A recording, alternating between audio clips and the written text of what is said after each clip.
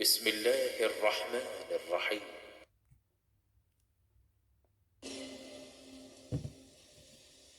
لا أقسم بيوم القيامة ولا أقسم بالنفس اللوامة أيحسب الإنسان أن لن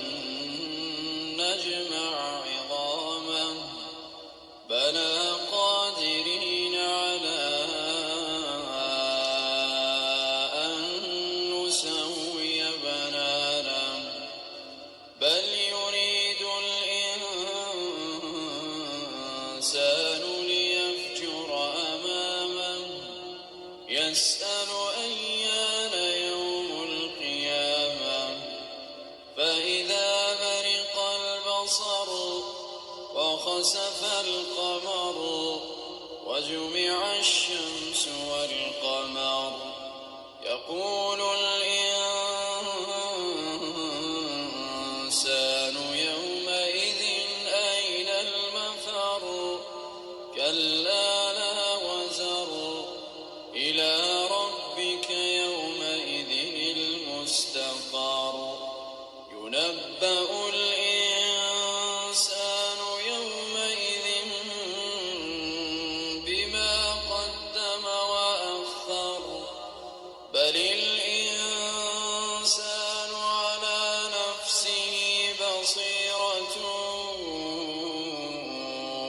ولو ألقى معاذيره لا تحرك به لسانك لتعجل به إن علينا جمعه وقرآنه فإذا قرأناه فاتبع قرآنه ثم إن علينا بيانه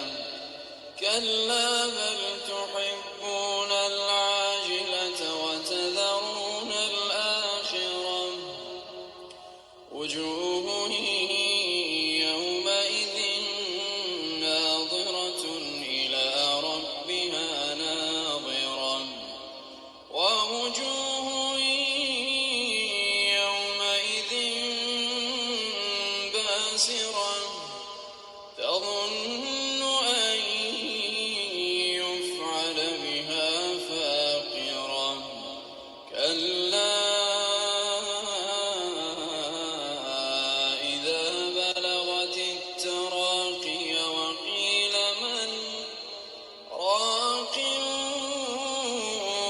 وظن أنه